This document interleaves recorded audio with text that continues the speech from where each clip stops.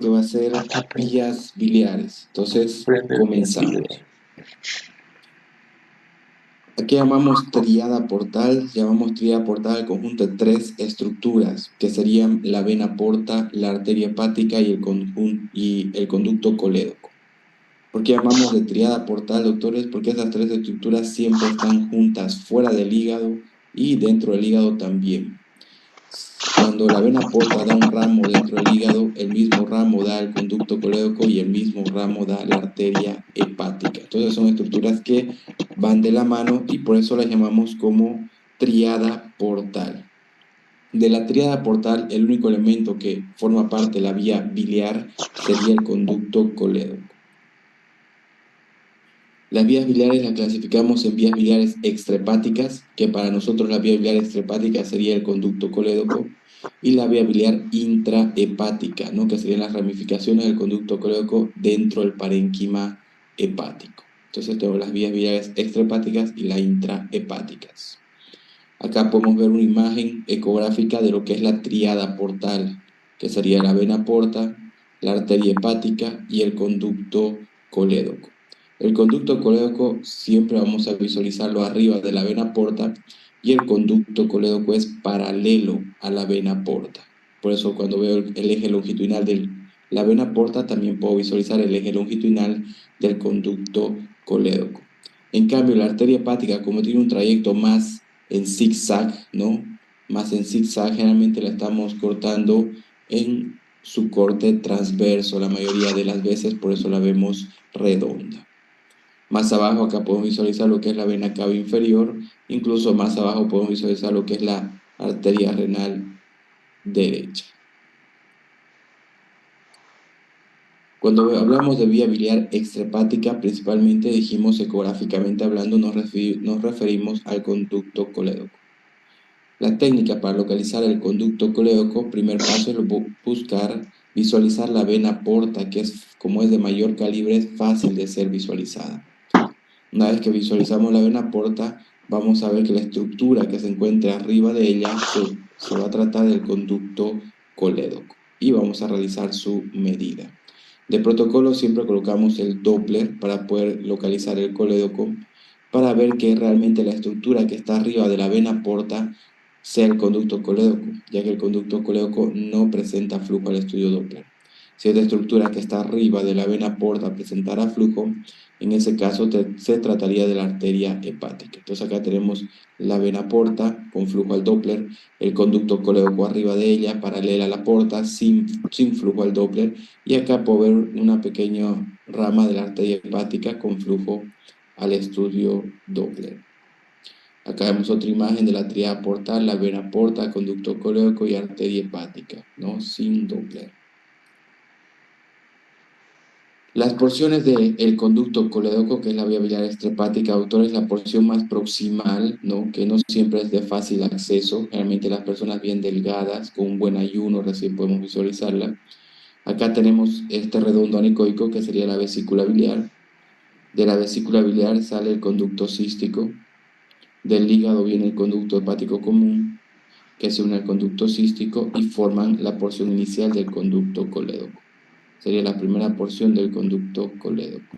Luego la parte media, la segunda porción del colédoco es la que siempre estudiamos, que está arriba de la vena porta, ¿no? La que estábamos visualizando. La parte de más fácil acceso para el colédoco y generalmente donde realizamos su medida. Y la parte más distal, visible por ecografía del conducto colédoco, es la que se encuentra pasando por debajo de la cabeza del páncreas. Esa estructura anecoica que está debajo de la cabeza del páncreas es la porción más distal visible por ecografía del conducto colédoco. ¿Quiénes forman la imagen de Mickey Mouse en el hígado? Lo forma la tríada portal. En el corte transverso de la vena porta vamos a poder ver la imagen de Mickey Mouse, que es la tríada portal.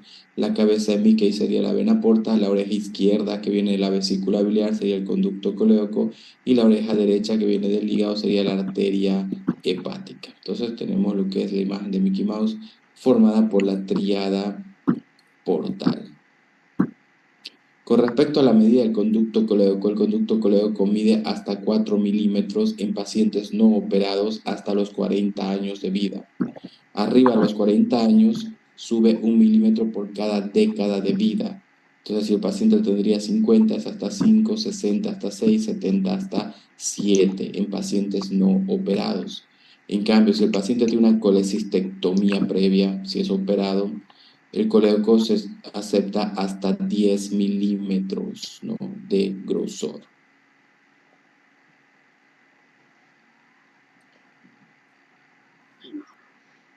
Acá tenemos un pequeño caso, ¿no?, donde estamos viendo en topografía de la vesícula biliar, solo se veía una imagen hiperecogénica con una fuerte sombra acústica posterior.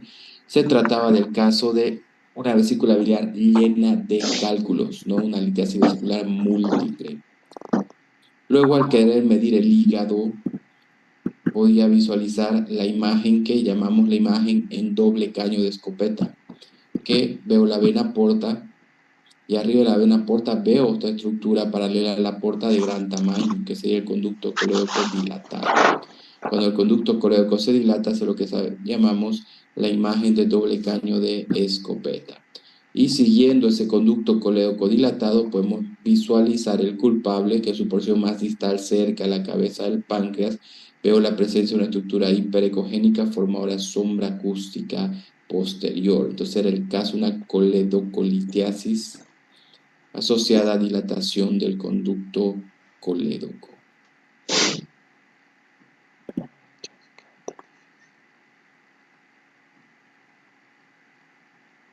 Acá, doctores, van a poder ver el video de ese paciente. Ahí vemos la colédoco dilatado arriba de la porta, ¿no? Acá podemos verlo dilatado. Y en su porción más distal podemos ver esa estructura hiperecogénica que produce la sombra, que es la litiasis, ¿no?, dentro del colédoco. ¿Me confirman si se puede ver el video, doctores? Sí, doctor. Eso. Entonces ahí tenemos la imagen de la coledocolitis, una de las patologías más frecuentes cuando hablamos de conducto colédoco. Entonces, resumiendo un poco, doctores, las vías biliares las tenemos las intrahepáticas, las extrahepáticas. La vía biliar extrahepática para nosotros es el conducto colédoco, que tenemos su porción inicial, central y la porción distal del colédoco, que está por debajo de la cabeza del páncreas. Conducto colédoco mide hasta 4 milímetros hasta los 40 años, sube 1 milímetro por cada década de vida, y si el paciente es operado, es aceptable hasta 10 milímetros de grosor, ¿no? Entonces, pautas que podemos estudiar del colédoco, ya que podría haber unas preguntas con respecto al conducto colédoco. Ahora, doctores, vamos a entrar en un tema bastante enfocado cuando hablamos de ecografía abdominal, que es el estudio de la vesícula biliar. La vesícula biliar, doctor, es normal, tiene una forma piriforme, se caracteriza por tener paredes finas hiperecogénicas, un contenido anecoico, y su pared posterior produce el artefacto refuerzo acústico posterior. La vesícula biliar se divide en lo que es el cuello, el cuerpo y el fondo vesicular. Esta es la pared anterior y la pared posterior. Bien diferente a la imagen de una vesícula patológica. Por ejemplo, acá por una vesícula que ya no tiene el contenido anecoico, está llena de barro biliar. Puedo ver que sus paredes están espesadas. Y aparte de eso, puedo ver a nivel del cuello de la vesícula biliar una presencia de imagen hiperecogénica formadora de sombra acústica posterior. Entonces, es muy diferente el aspecto patológico de una vesícula a las características normales de una vesícula biliar. Con respecto a la técnica, sacamos el volumen de la vesícula biliar, donde hacemos el corte longitudinal de la vesícula y el corte transversal de la vesícula biliar. ¿Cómo sé que la vesícula está en su corte transversal? Porque tiene que tener un formato redondo, arredondado. Entonces, en el corte longitudinal medimos el diámetro longitudinal y el anteroposterior, y en el transversal solo el transversal. Y tenemos el volumen de la vesícula biliar. Luego tenemos que medir la espesura de la pared de la vesícula biliar. Siempre medimos la pared anterior de la vesícula, no la posterior. El valor normal de la espesura de la pared de la vesícula biliar es hasta 3 milímetros. El valor normal del diámetro transverso de la vesícula biliar es hasta 4 centímetros. El diámetro transverso de la vesícula biliar estaría mayor a 4 centímetros. Ya estaríamos hablando de una vesícula biliar hidrópica demasiado dilatada y una vesícula biliar hidrópica es una señal indirecta de patología de vesícula biliar. ¿A qué llamamos vesícula biliar en gorro frigio? El gorro frigio es una variación anatómica, no es nada patológico. Es cuando la vesícula biliar presenta una dobladura o un pliegue o dobladura. ¿A qué nivel? A nivel del fondo de la vesícula biliar. Entonces esa dobladura está a nivel del fondo de la vesícula biliar, lo que le da ese aspecto de los gorros que usaban los pitufos, ¿no? Por eso llamamos vesícula en gorro frigio.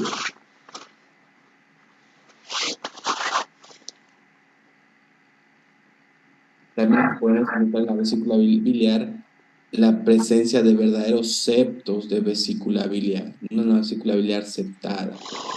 Antes de eso, miren, acá en vesícula de gorro frigio, o sea, cuando la vesícula biliar tiene pliegues, ¿qué son los pliegues de la vesícula biliar? Son dobladuras, ¿no? Algunos pacientes tienen una o dos dobladuras en su vesícula biliar y por esa dobladura muchas veces hace una imagen falsa de un septo en la vesícula biliar. Que yo podría pensar, esta vesícula tiene un septo en su interior, pero ¿cómo sé que eso es un pliegue, una dobladura y no un verdadero septo? Porque donde se encuentra esa imagen que parece un septo de la vesícula biliar, veo que la vesícula hizo una gran curvatura. Entonces, en realidad, esa imagen es por la dobladura en sí misma de la vesícula biliar y corresponde a la pared de la vesícula biliar y no a un septo verdadero.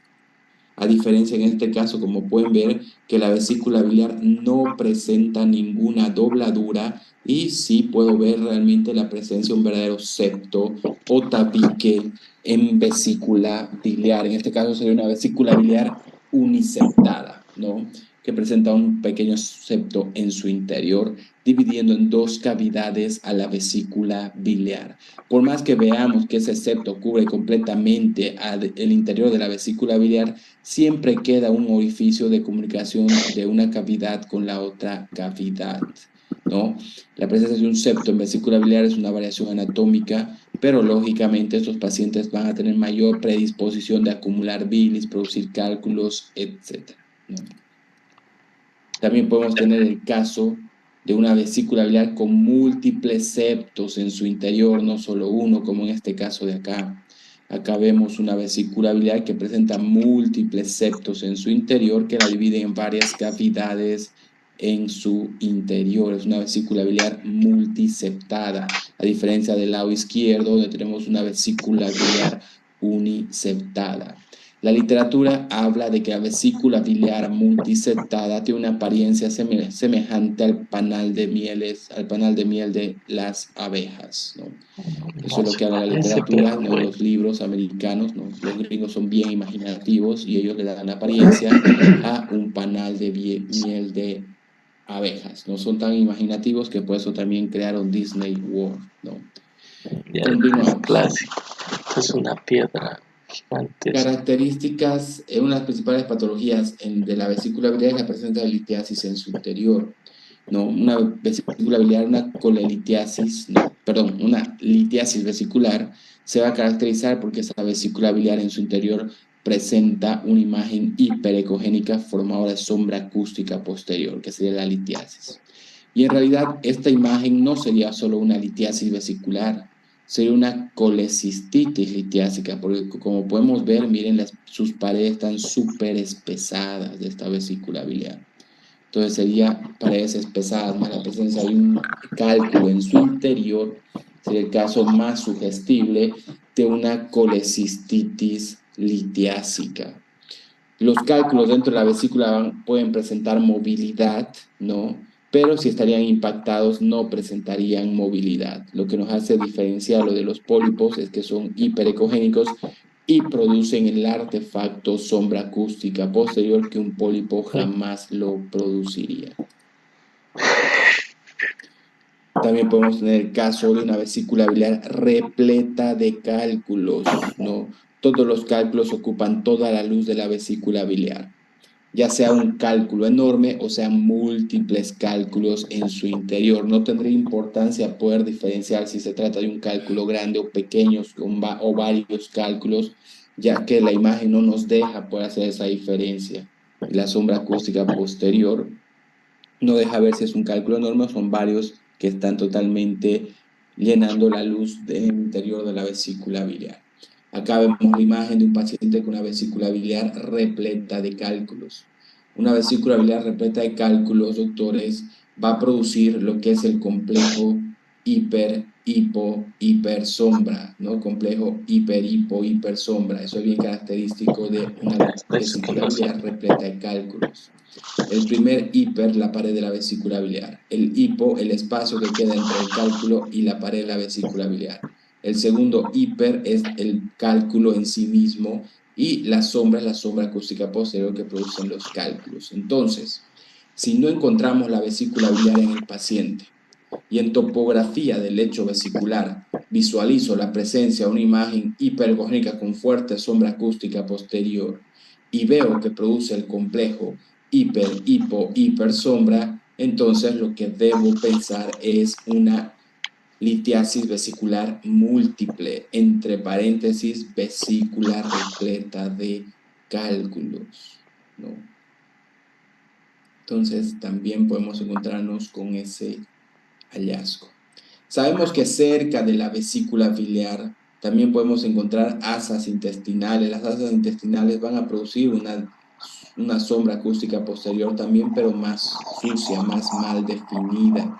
En cambio, la sombra de los cálculos es mucho más nítida, más anecoica y de mayor definición. Entonces, para no confundir esta imagen de un asa intestinal y pensar que es una vesícula repleta de cálculos, de una vesícula que podría estar normal o tener alguna otra patología, ¿no? La sombra, porque para este tamaño de cálculo que vemos acá en el asa intestinal, la sombra acústica posterior debería ser súper anecoica, súper nítida. Si la veo borrosa, bueno, eso me hace pensar, no creo que eso sea un cálculo, ¿no? Lo más común es la primera porción del duodeno.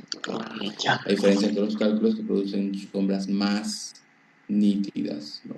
Entonces, parámetros que podemos tomar en cuenta para hacer un diagnóstico diferencial. Miren, una vesícula repleta de cálculo puede parecerse un poco a la imagen de un asa intestinal, como estábamos mostrando, pero el asa intestinal, a diferencia, no va a producir el complejo hipersombra, no va a ser tan hiperecogénica y su sombra acústica posterior va a ser mal definida. En cambio, una vesícula repleta de cálculo produce el complejo hipersombra y el cálculo es bien hiperecogénico y tiene una fuerte sombra acústica posterior.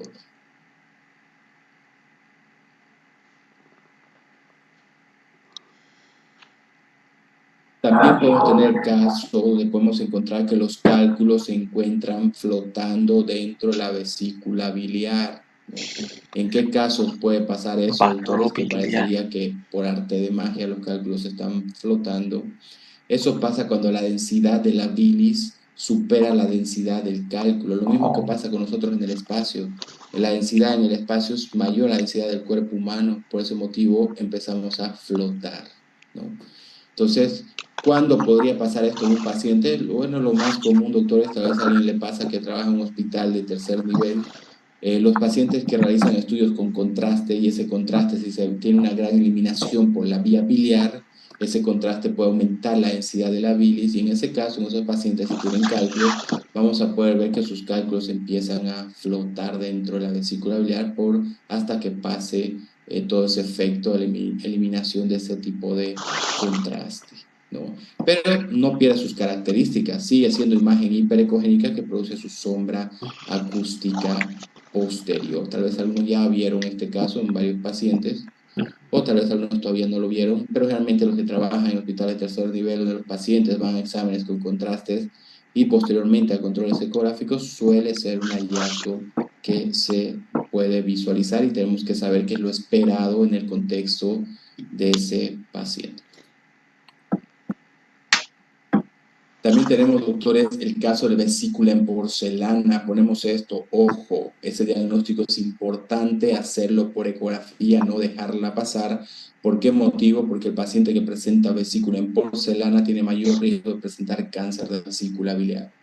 El diagnóstico ecográfico de vesícula en porcelana debe ser retirar al especialista esa vesícula y estudiarla a mayor profundidad. ¿Cuáles son las características? En primer lugar, ¿qué es una vesícula en porcelana? Es la calcificación de las paredes de la vesícula biliar. Ecográficamente, ¿cómo se va a visualizar? Se va a visualizar en topografía del lecho vesicular la presencia de una imagen hiperecogénica con una fuerte sombra acústica posterior, muy parecida a la imagen de una vesícula repleta de cálculos, pero la vesícula en porcelana, con las paredes tan calcificadas, no deja pasar el sonido, no va a producir el complejo hipersombra que lo produciría una vesícula repleta de cálculos. En cambio, una vesícula en porcelana solo se va a visualizar como una imagen hipersombra, nada más. Entonces, si yo no veo con claridad el complejo hipersombra, debo pensar en vesícula en porcelana y dar ese diagnóstico, ¿no? ¿Cómo lo describiríamos en el informe ecográfico? Describiríamos, se visualizó en topografía del lecho vesicular la presencia de una imagen hiperecogénica productora de una fuerte sombra acústica posterior que podría corresponder a la calcificación de las paredes de la vesícula biliar, entre paréntesis, vesícula en porcelana. No realizamos las medidas de la vesícula en porcelana porque no vemos la vesícula, solo vemos hipersombra, ¿no? Vemos que sus paredes están calcificadas. No olvidarse de esos autores, puede ser pregunta de examen de grado. Aquí veo un corte transversal de una vesícula en porcelana, complejo hipersombra y un corte longitudinal, ¿no? Cómo hacer la sombra, su pared calcificada. Acá la diferencia, doctores, realmente se parecen las imágenes, por eso hay que ser cuidadoso, hay que estudiar a detalle. Esta imagen de una vesícula en porcelana es muy parecida a una vesícula repleta de cálculo, pero una produce el complejo hipersombra y la otra es hipersombra, ¿no? Entonces, si el ecógrafo es de buena calidad, si el paciente está en ayunas, bueno, y podemos tener un buen acceso, podemos hacer ese diagnóstico diferencial, ¿no? Caso de colecistitis aguda, ¿no? Doctores, no existe una sola señal de colecistitis aguda por ecografía para decir que si la tiene, el paciente tiene colecistitis aguda, sino es la sumatoria de varios hallazgos que nos hacen pensar más en el caso de una colecistitis aguda. Por ejemplo, la presencia de una litiasis dentro de la vesícula biliar, que esa vesícula tenga las paredes engrosadas mayor a 3 milímetros, que se encuentre hidrópica con un diámetro transversal mayor a 4 centímetros, que tenga presencia de líquido pericolecístico, son señales de complicación de una colecistitis, que el cálculo esté impactado a nivel del cuello infundíbulo de la vesícula biliar, que tenga el paciente signo de Murphy ultrasonográfico positivo. ¿Cómo es el signo de Murphy ultrasonográfico positivo? Colocamos el transductor para visualizar la vesícula biliar, comprimimos el abdomen con el transductor y le pedimos al paciente respire fondo. Si no puede realizar la inspiración o le duele realizarlo, eso es signo de Murphy ultrasonográfico positivo. Y si presenta Doppler, flujo al estudio Doppler, las paredes de la vesícula biliar, eso es signo de inflamación. Mientras más hallazgos tenga el paciente de estos mencionados, más certeza tenemos que se trata de una colecistitis litiásica. Por ejemplo, en esta foto puedo ver que el paciente tiene barro biliar en su interior, sus paredes están espesadas y tiene la presencia de un cálculo impactado a nivel del cuello de la vesícula biliar. El paciente presentaba Murphy ultrasonográfico positivo, entonces yo ya daba el diagnóstico de señales de colecistitis litiásica. Acá vemos otra vesícula biliar hidrópica, bien distendida, paredes espesadas, presencia de un cálculo impactado a nivel del cuello de la vesícula biliar. Ahí vemos una vesícula con presencia de flujo al Doppler en sus paredes, ¿no? Que es un signo de inflamación de la pared, ya que una vesícula normal no se visualiza flujo al estudio Doppler en sus paredes. Puede haber presencia de líquido pericolecístico. El lugar más común de presentarse líquidos a nivel del fondo de la vesícula biliar.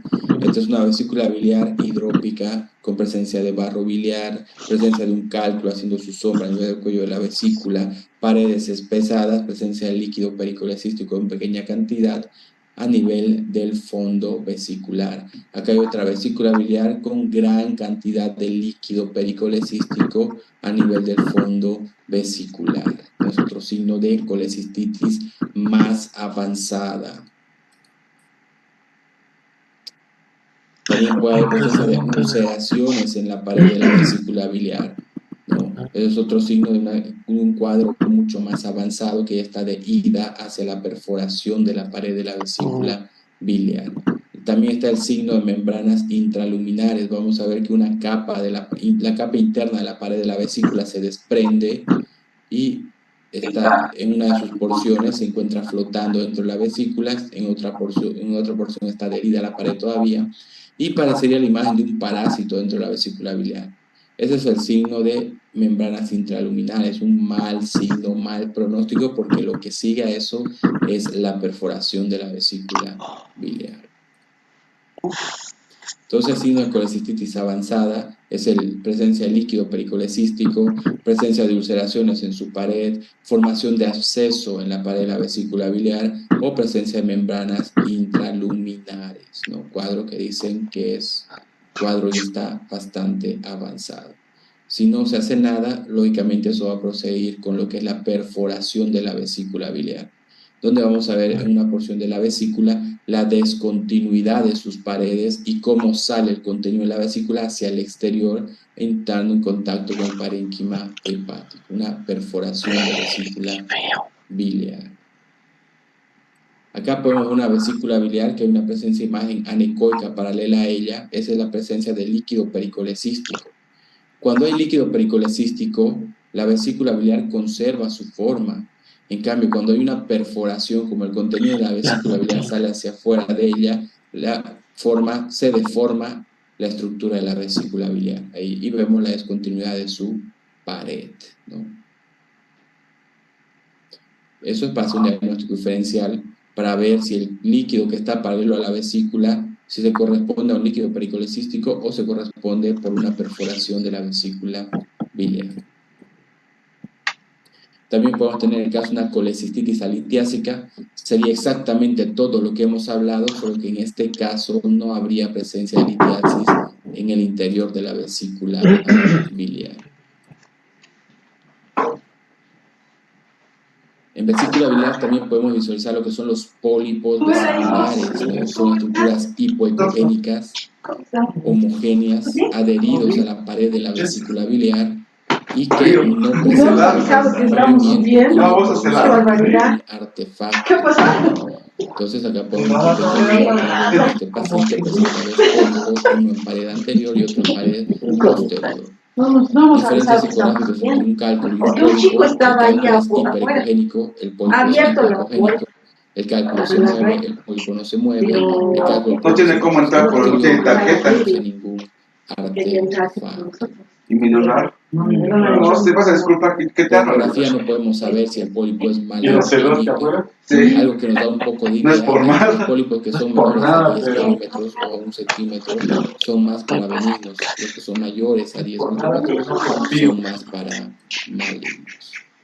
También podemos visualizar en la vesícula biliar la presencia de barro biliar, ¿no? El barro biliar se ve como una capa homogénea hipoecogénica dentro de la vesícula biliar y que presenta movimiento. El barro biliar se mueve en cámara lenta dentro de la vesícula biliar.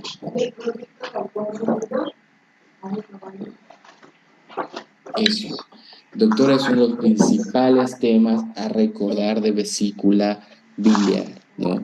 Lo que es los cálculos de vesícula biliar, los pliegues de vesícula biliar, los septos en las vesículas biliar, las señales de colecistitis litiásica, colecistitis alitiásica, los pólipos en vesícula biliar y barro biliar, ¿no? Patologías frecuentes que no debemos olvidar, las que podrían estar presentes en su examen de grado. Doctores, ¿me confirman si el audio continúa correctamente? Sí, continúa. Sí, continúa. Perfecto. Entonces, doctores, continuamos. Veamos este tema más. Páncreas, antes de dar un pequeño receso y poder continuar con los siguientes temas. Veamos este órgano que todos sabemos que al comienzo es el dolor de cabeza a los que están comenzando el diplomado, porque es un órgano de difícil acceso, no siempre se visualiza completo, a diferencia de los otros órganos. Es el que más da pelea en la ecografía abdominal. El páncreas lo vamos a dividir en 4 partes, anatómicamente hablando, que es la cabeza, el cuello, el cuerpo y la cola del páncreas. Principal lugar de patología maligna del páncreas, la cabeza. ¿Cuál es la parte del páncreas de más difícil acceso por ecografía? La cola, ¿no? Es la que a veces no se visualiza por reverberación. Y acá podemos ver lo que es el proceso uncinado. Proceso uncinado, cabeza, cuerpo, cuello, proceso uncinado, cabeza, cuello, cuerpo y cola del páncreas. La técnica para visualizar el páncreas es colocar el traductor transverso a nivel del epigastrio. Entonces, una vez colocamos el traductor transverso a nivel del epigastrio, vamos a buscar visualizar de abajo hacia arriba el cuerpo vertebral con una imagen hiperecónica que hace sombra. Arriba del cuerpo vertebral vamos a tener la aorta abdominal en su corte transverso, grande, redonda, anecoica.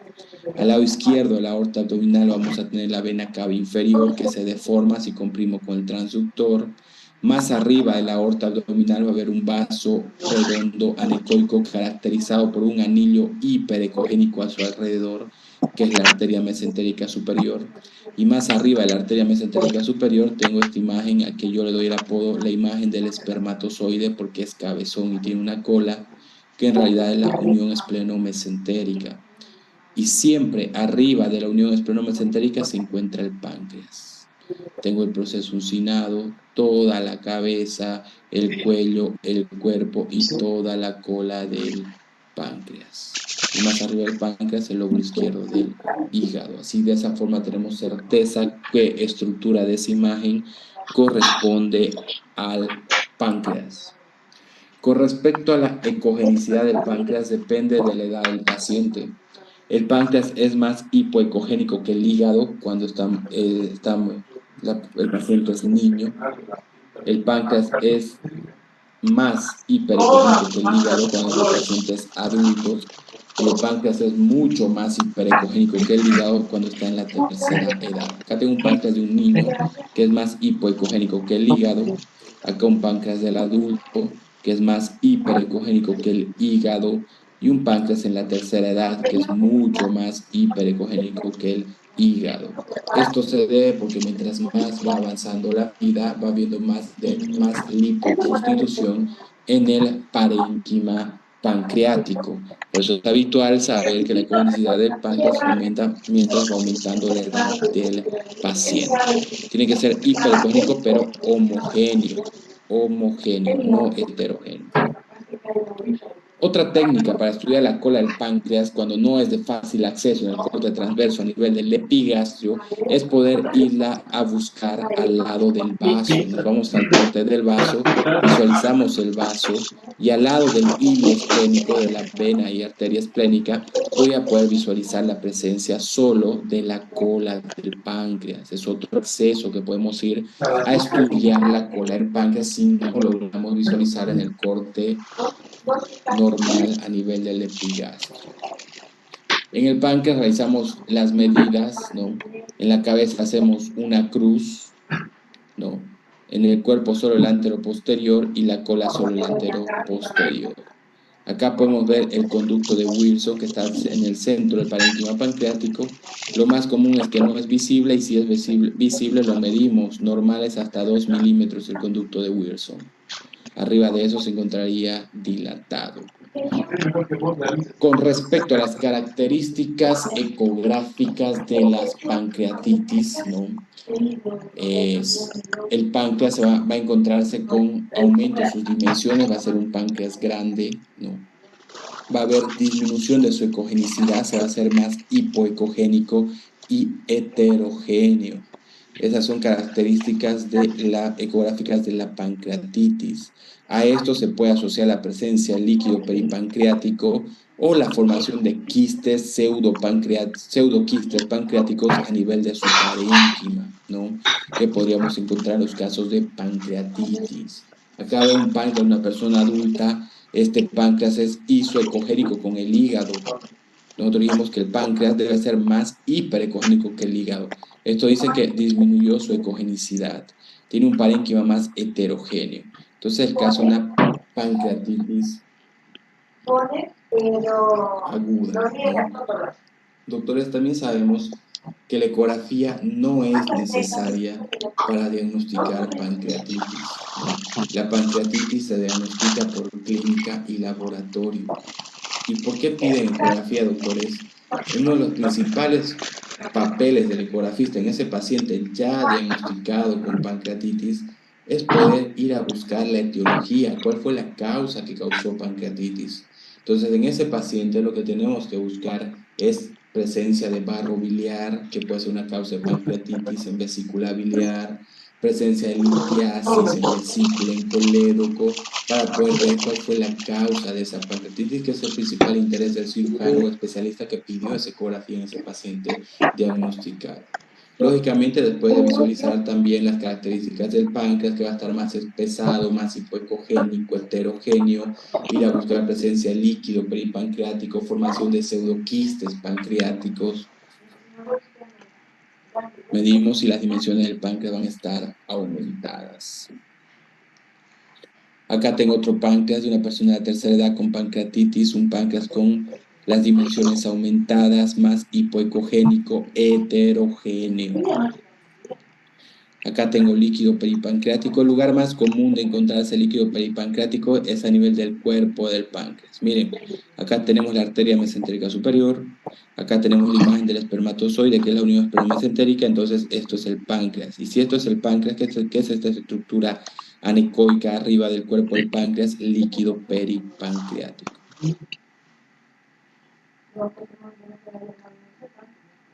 Con respecto a los tumores de páncreas se caracterizan por ser nódulos hipoecogénicos. Entonces, como el páncreas es hiperecogénico, es fácil poder visualizar la presencia de un nódulo en cualquiera de sus porciones, ya que este resalta porque es hiperecogénico. Por ejemplo, en este caso, acá vamos a ver, acá sería la aorta abdominal, la vena cava inferior. Acá estaría la arteria mesentérica superior, que no se la ve, ¿no? Pero acá estaría. Más arriba está la imagen del espermatozoide, la unión espermamesentérica. Y más arriba de la unión espermamesentérica tenemos el páncreas. Entonces, si esto es el páncreas, ¿qué es esta estructura anecoica? Ese es el conducto de Wilson dilatado. Y aparte de eso, puedo ver que en topografía de la cabeza del páncreas veo una imagen nodular hipoecogénica heterogénea. Ahí veo un tumor en cabeza de páncreas asociado a dilatación del conducto de Wilson. Este paciente fue diagnosticado con adenocarcinoma pancreático.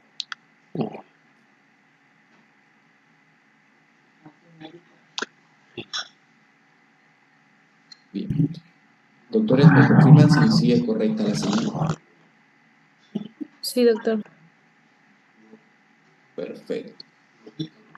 Perfecto. Doctores, ¿quieren que veamos riñones más o quieren un pequeño receso en este momento? Riñones más, doctor, porfa. Perfecto. Entonces, abordamos tema de riñones. Entonces, riñones más, y de ahí damos un receso para poder tener el resto de los temas posterior al receso.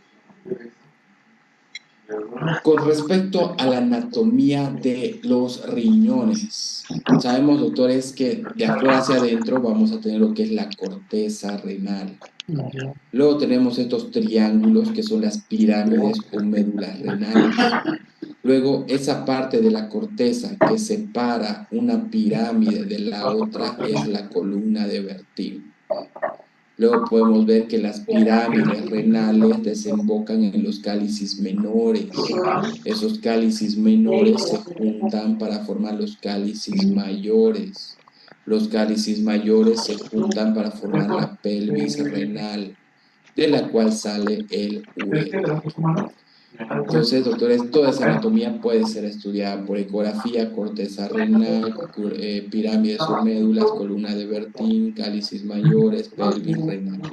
También podemos visualizar que a nivel de la pelvis renal también tenemos la presencia de grasa perirrenal, lo que da la característica que esta porción del riñón se vea hiperecogénica a la ecografía. También, doctores, debemos saber que a nivel de la pelvis renal no solo hay la pelvis renal y grasa perirrenal, también tenemos las arterias y venas intrarrenales pasando a nivel de la pelvis renal. Acá vemos, doctores, la anatomía ecográfica de un riñón, vemos la corteza renal, vemos las pirámides o médulas anecoicas, la columna de Bertin separando una pirámide de la otra, los cálices mayores y la pelvis renal. Es importante aclarar que los cálices mayores y la pelvis renal no son visibles a la ecografía en un riñón sano. Solo se hacen visibles cuando están dilatados en los casos de hidronefrosis. Este es un riñón con hidronefrosis. Entonces, este es un riñón normal. Corteza renal, pirámides anecoicas, columna de Bertin, y esta porción central del riñón hiperecogénica es topografía de la pelvis renal. Esta porción central del riñón llamamos complejo ecogénico central. ¿Por qué complejo? Porque está compuesto por más de una estructura. Acá tenemos lo que es la pelvis renal, la grasa perirrenal y las arterias y venas intrarrenales. ¿Por qué ecogénico? Porque se ve hiperecogénico a la ecografía. Y central porque está en la porción central de la anatomía del riñón. Por eso es complejo ecogénico central. Los cálculos o litiasis, doctores, solo pueden estar a nivel de la pelvis renal, en ningún otro lugar. No puede estar en la corteza. Si estarían en la corteza sería calcificación de la corteza y no litiasis. Solo pueden estar a nivel de la pelvis renal las litiasis. En el riñón, las litiasis jamás presentan movimiento, entonces no es como en la vesícula que buscamos para ver si se mueve o no se mueve. En el riñón jamás presentan movimiento. Acá tenemos el volumen renal. Para sacar el volumen renal hacemos el corte longitudinal del riñón y el corte transversal del riñón. Cuando el riñón se encuentra en su corte transversal, tiene la forma de una letra C de casa, ¿no? Entonces mido el diámetro longitudinal en el eje largo del riñón, luego el diámetro transversal y luego el anteroposterior. Con esas tres medidas el ecógrafo calcula el volumen renal. Y como último mido el parénquima renal. El parénquima renal es el conjunto de las pirámides y la corteza renal. Por eso mido desde el piso de la pirámide hasta donde termina la corteza. El diámetro longitudinal normal del riñón adulto, doctores, es de 9 a 13 centímetros. El diámetro del parénquima renal es de 1,2 a 2,5 centímetros. Y el volumen normal de un riñón en persona adulta va de 128 a 300 centímetros cúbicos. Una de las patologías más frecuentes en los riñones es la presencia de los quistes renales. Acá puedo ver en topografía del polo superior del riñón la presencia de una imagen quística simple que produce sombra acústica posterior, paredes finas, contenido anecoico. Y sería el caso de un quiste renal simple. Entonces, doctores, se les puede mostrar esto y diga, doctor, ¿cuál es su diagnóstico según esa imagen? Bueno, visualizo la presencia de un quiste renal simple en riñón. ¿Por qué simple? Porque tiene paredes finas, porque su contenido es anecoico y produce refuerzo acústico posterior. Un quiste complejo tendría trabéculas en su interior, debris en su interior, paredes espesadas, ¿no? Dejaría de ser simple. Que también podemos encontrar en riñones, encontramos lo que son las litiasis renales.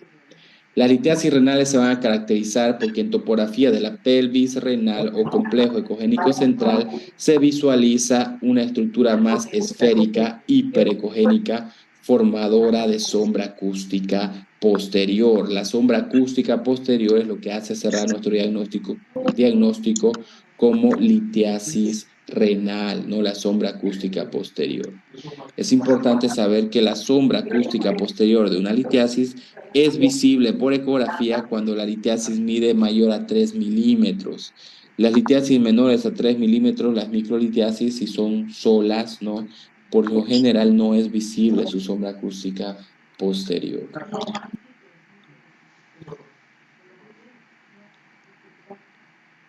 Entonces, las litiasis solo pueden estar localizadas a nivel del complejo ecogénico central. ¿Cuáles son las características ecográficas de una pielonefritis? En la pielonefritis vamos a ver un riñón con un aumento del parénquima renal. Vamos a ver que el parénquima renal está grueso, bien espesado. Disminución de la ecogenicidad del parénquima renal. Vamos a ver que ya aparece anecoico, riñón en su periferia. Y sí, pérdida de la diferenciación córtico-medular. No puedo ver dónde están las pirámides anecoicas, ya que se ve más oscurecida toda esa porción del parénquima renal. Y ausencia de flujo de Doppler en esa porción del parénquima, ya que el líquido de la inflamación no deja que se capte correctamente el Doppler en esa porción. Entonces, las señales ecográficas de una pielonefritis aguda va a ser aumento del grosor del parénquima renal, disminución de la ecogenicidad del parénquima renal, se hace más oscuro, más tirando a lo anecoico, la pérdida de la visualización y diferenciación entre las pirámides y cortezas renales, ¿no? Y ausencia de flujo en el parénquima renal en esas porciones del riñón. Señales gráficas de nefropatía, doctores, sin importar la causa. ¿Cuáles son las señales que me dicen que este riñón se ve patológico? Principal señal, aumento de la ecogenicidad del parénquima renal. Dijimos que el hígado debe ser más hiperecogénico que el riñón, eso es normal, pero no es normal que el riñón sea más hiperecogénico que el hígado, eso es un aumento de la ecogenicidad del parénquima renal, ¿no? Si el riñón todavía tiene un tamaño conservado dentro de parámetros normales, las medidas del riñón, pero hay aumento de la conicidad del parénquima renal, pérdida de la diferenciación córtico-medular, son señales de nefropatía aguda. En cambio, si el riñón aumenta su ecogenicidad, hay un aumento de su ecogenicidad, es más hiperecogénico, se pierde totalmente la diferenciación córtico-medular en él, y las dimensiones son pequeñas, hay atrofia renal, esas son señales de nefropatía crónica, ¿no? Entonces, para hablar las señales ecográficas de nefropatía. Entonces, ir recordando eso, doctores, no lo que es la litiasis renales, lo que es las señales ecográficas de nefropatía, quistes renales simples. Y otra alteración en riñones que igual es frecuente es la presencia de hidronefrosis. La hidronefrosis en riñón, vamos a ver la dilatación de la pelvis asociada a la dilatación de los cálices mayores del riñón. Y vamos a decir que este riñón, como tiene la pelvis dilatada y los cálices mayores, presenta hidronefrosis. La hidronefrosis puede ser leve, moderada o acentuada. Para clasificar mejor la hidronefrosis, nos basamos en el comportamiento de los cálices mayores. Si yo veo los cálices mayores dilatados y la pelvis renal dilatada, yo puedo diferenciar los cálices mayores de uno, del otro, y el parénquima renal está conservado, eso es una hidronefrosis grado 1. En cambio, si yo veo la pelvis dilatada y ya no logro diferenciar la individualización de los cálices mayores, ya que la dilatación es mayor y ellos ya se van juntando, pero el parénquima todavía está normal, no está siendo comprimido, eso es hidronefrosis grado 2. En cambio, si yo no veo los cálices mayores y veo una gran dilatación en el riñón y veo que el parénquima está más fino, está siendo comprimido el parénquima renal, eso es una hidronefrosis grado 3. Y si yo no veo nada de parénquima, solo veo una imagen anecoica, que es el bolsón hidronefrótico, eso es una hidronefrosis grado 4. Entonces es mucho mejor clasificar de esta forma el grado de las hidronefrosis que solo hacerlo de forma cualitativa.